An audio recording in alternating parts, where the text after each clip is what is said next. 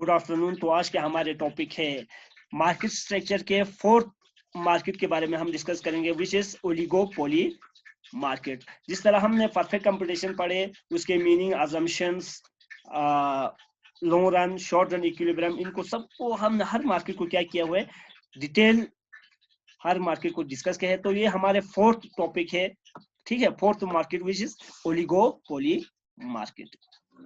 तो यहाँ पे हम मीनिंग ऑफ ओलिगोपोली मार्केट क्या करेंगे, डिस्कस करेंगे। अब यहाँ पे देखो, the word oligopoly derived from the two Greek words, one is oligo and another one is poly. तो इसका मतलब होते हैं few and the poly means control. तो इससे हमें यह पता, thus it means few large seller. तो यहाँ पे कुछ लार्ज सेलर अवेलेबल होते हैं, एंड यही जो सेलर क्या करते हैं, या होमोजीनियस प्रोडक्ट को सेल करते हैं या डिफरेंशिएटेड प्रोडक्ट को क्या करते हैं, सेल करते हैं।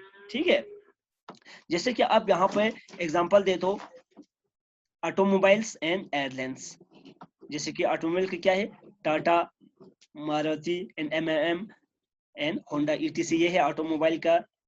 और एयरलाइंस का जैसे कि एयर इंडिया है, स्पाइस जेट है, ठीक है। इसी तरह बहुत सारे जो एयरलाइंस के कंपनी है, ठीक है। तो वो सब ये क्या है, ओलिगोपोली मार्केट का एग्जांपल है, ठीक है।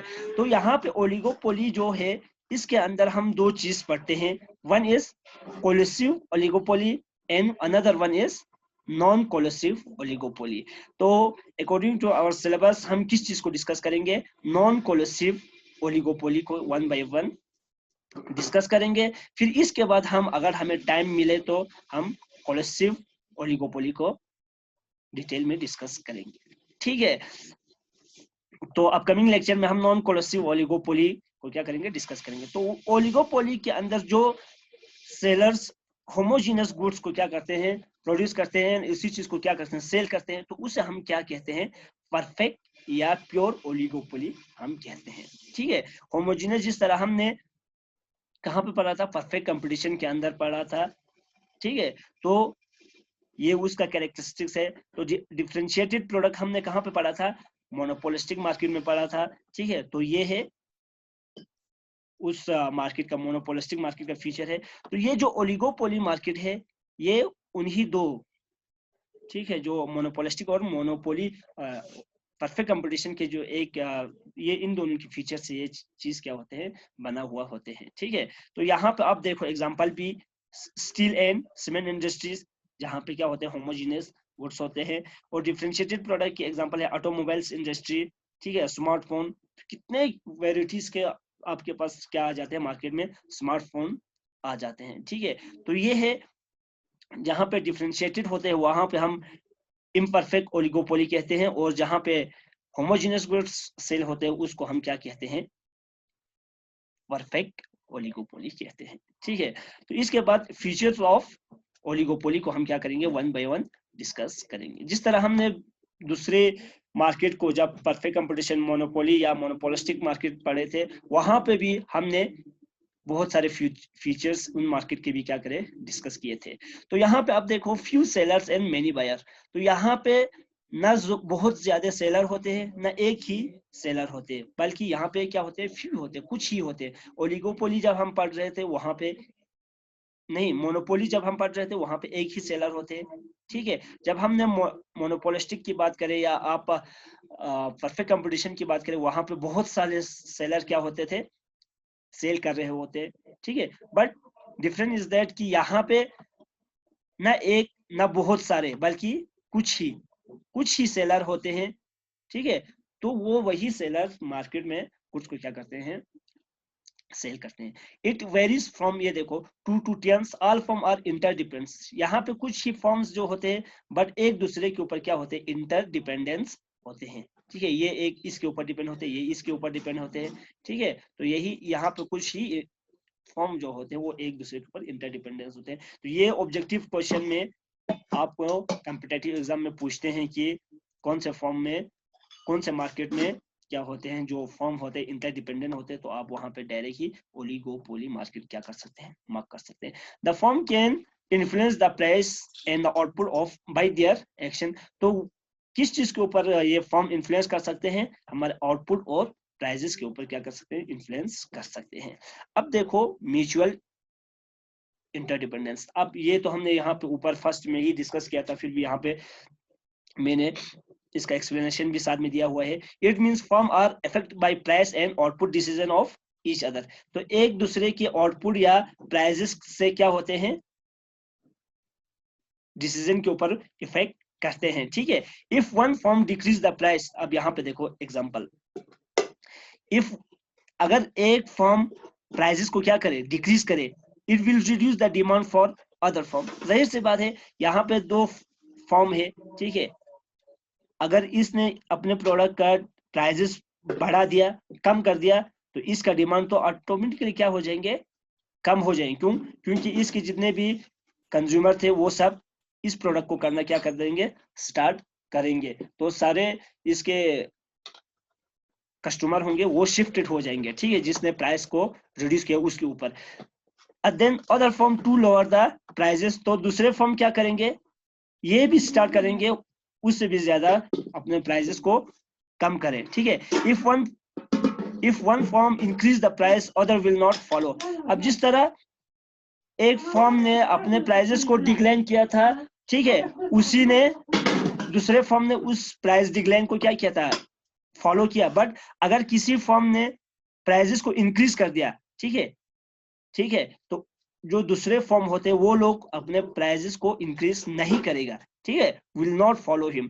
क्रॉस इलास्टिसिटी, इसकी वजह से cross elasticity of demand is very high. तो यहाँ पे क्रॉस इलास्टिसिटी क्या होते हैं, बहुत ज्यादा होते हैं, because of the product are cross substitute. तो यहाँ पे एक जो प्रोडक्ट होते हैं, यहाँ पे इस फॉर्म और इस फॉर्म का एक दूसरे का क्या होते हैं, सब्स्टिट्यूट होते हैं, ठीक है। अब यहाँ पे देखो element of monopoly, firm enjoy monopoly power, ठीक है, because of the product differentiated, ठीक है। तो यहाँ पे हमने पढ़ा था, यहाँ पे होमोजेनस प्रोडक्ट भी होते हैं, डिफरेंशिएटेड प्रोडक्ट भी होते हैं। तो जहाँ पे डिफरेंशिएटेड प्रोडक्ट होते हैं उसकी वजह से यहाँ पे ओलिगोपोली मार्केट में मोनोपोली पावर भी एग्जिस्ट करते हैं।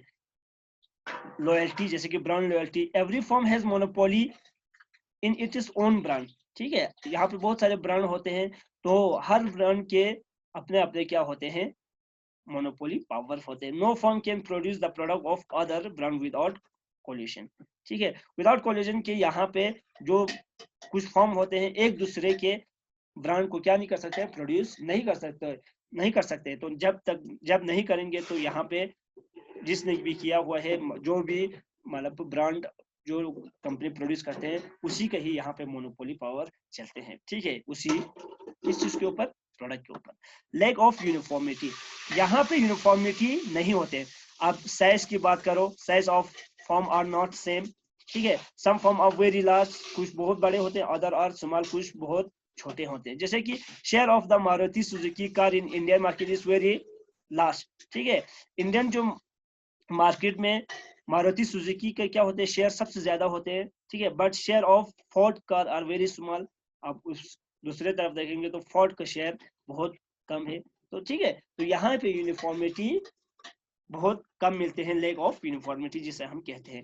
एग्जिस्टेंस ऑफ प्राइस रिजिडिटी, अब यहाँ पे देखो प्राइस क्या नहीं होते हैं, फ्लेक्सिबल नहीं होते, बल्कि क्या होते हैं, रिजिडिटी होते हैं। It means there is no surety of profit even after changes in prices. तो यहाँ पे कोई भरोसा नहीं होता कि आप प्राइजेस को चेंजेस करने के बाद भी कोई प्रॉफिट या सुपर नॉर्मल प्रॉफिट कमाए, ठीक है। Example, if one firm increase the price other firm will not follow him, ठीक है। अगर किसी फर्म ने प्राइजेस को इंक्रीज कर दिया, ठीक है, इस फर्म ने किया, तो ये फर्म इसके पीछे मींस कि अपने प्रोडक्ट की प्राइस को भी इंक्रीज नहीं करेंगे, ठीक।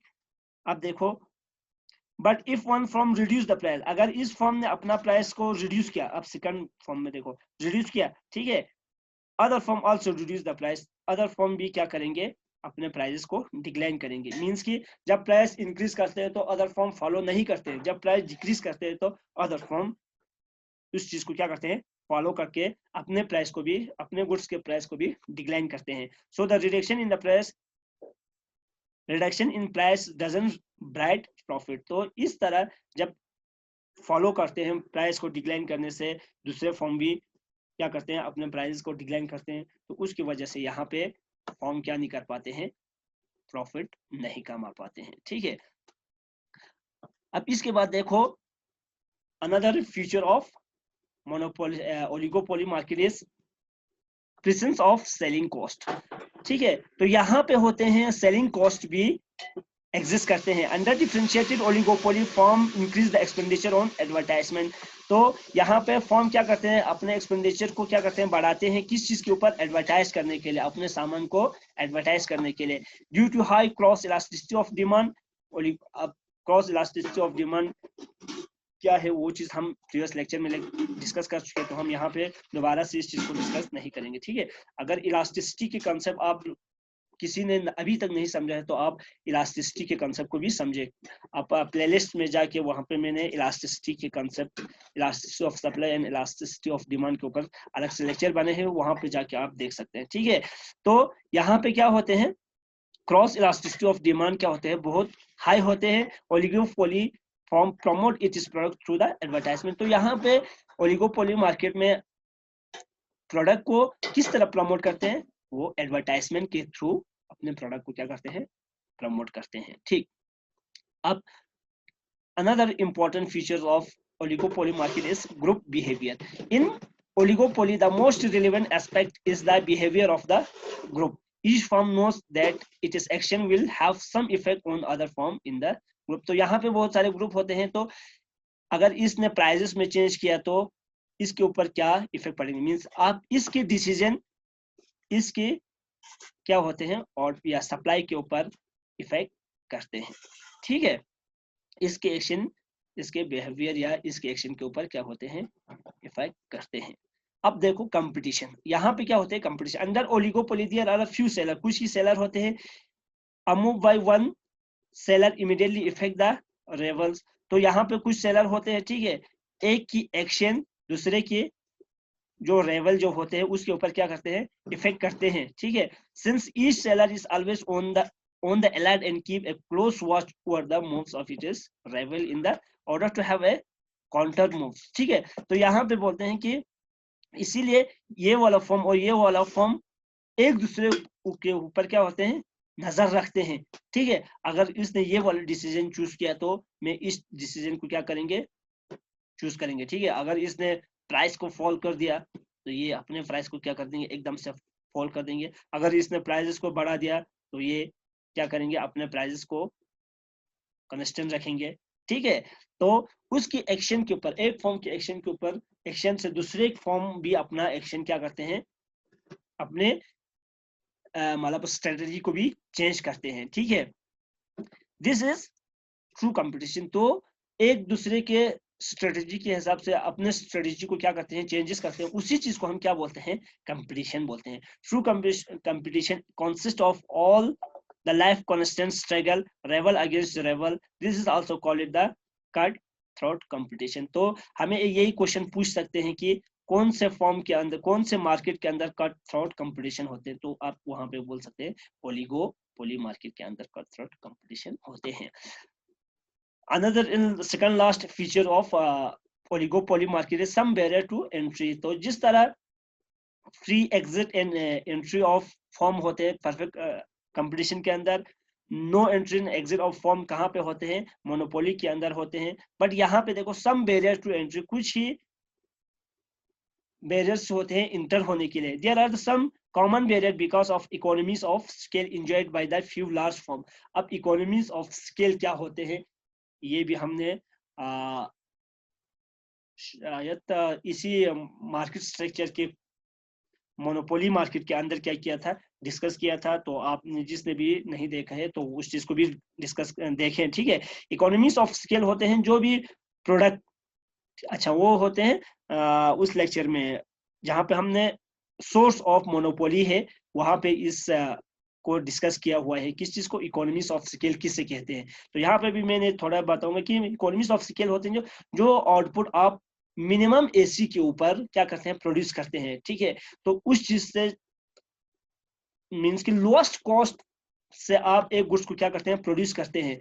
ठीक है, तो उससे हम कहते हैं economies of scale enjoyed by a few firm, control over the essential and specialised input, exclusive pattern and lesson. ठीक है, तो इसकी वजह से यहाँ पे बैरियर होते हैं, ठीक है। किसकी वजह से? इकोनॉमीज ऑफ स्केल की वजह से, ठीक है। कुछ फर्म होते हैं बहुत एक्सपर्ट होते हैं, उस गुड्स को सबसे लोएस्ट कॉस्ट पे क्या करते हैं, प्रोड्यूस करते हैं, तो दूसरे फर्म उस लेवल तक नहीं जा पाते। जब नहीं जा पाते हैं तो क्या होते हैं, ये उसका अपना कंट्रोल हो जाते हैं उस चीज के ऊपर, तो इसलिए यहाँ पे कुछ बैरियर आ जाते हैं, ठीक है। अब देखो इनडिटर्मिनेट ऑफ डिमांड कर्व, यहाँ पे जो डिमांड कर्व होते हैं वो डिटरमाइन नहीं होते हैं, ठीक है, इनडिटरमाइन होते हैं। in a market structure other than oligopolistic market, demand curve faced by the firm is determined। जिस तरह हमने monopoly, perfect competition and monopolistic market पढ़ा था, वहां पे क्या होता है, डिमांड कर्व डिटरमाइन होते हैं, ठीक है। ये वाला, this is your demand curve. AR curve को हम क्या बोलते हैं, डिमांड कर्व भी बोलते हैं, ठीक है। और एमआर कर्व तो मार्जिनल रेवेन्यू कर्व होते हैं। एवरेज रेवेन्यू कर्व को हम डिमांड कर्व भी कहते हैं, ठीक है। जो कि इन एक्सेप्ट ओलिगोपोलिस्टिक मार्केट, जो perfect competition, monopoly and monopolistic market में ये डिटरमाइन होते हैं, और इसमें यहाँ पे डिटरमाइन नहीं होते हैं। क्यों? But in oligopoly it is difficult, this happen due to following reason. तो यहाँ पे मैंने रीजन क्या किया हुआ है, लिखा हुआ है, ठीक है। तो इनको हम डिस्कस करेंगे, क्यों ओलिगोपोली मार्केट के अंदर डिमांड कर्व इनडिटरमाइन होते हैं, ठीक है। It is possible that other maintain the price by they had before, ठीक। in this case an oligopoly can hope that its demand would increase, ठीक, substantially as the price are lower। one is this reason। and when an oligopoly reduce his price, जब वो अपने price को क्या करते हैं, reduce करते हैं, the other also lower their price, ठीक है, अपने प्राइस को फिर से डिक्लाइन करते हैं by an equivalent amount, उसी के बराबर। as a result demand curve faced by each firm belonging to the group is necessarily indeterminate। तो इसकी वजह से ये अपने डिमांड कर्व क्या नहीं कर सकते हैं, डिटरमाइन नहीं करता। अगर आपको कॉम्पिटिटिव एग्जाम में भी ये चीज पूछते हैं कि डिमांड कर्व कौन से मार्केट के अंदर इनडिटरमाइन होते हैं और इनडिटरमाइन होते हैं, तो क्यों होते हैं, तो ये है, नीचे इसके रीजन दिया हुआ है। तो आप अभी अभी हमने क्या किया, इस चीज को डिस्कस किया है। तो thank you very much for watching this lecture. Allah Hafiz.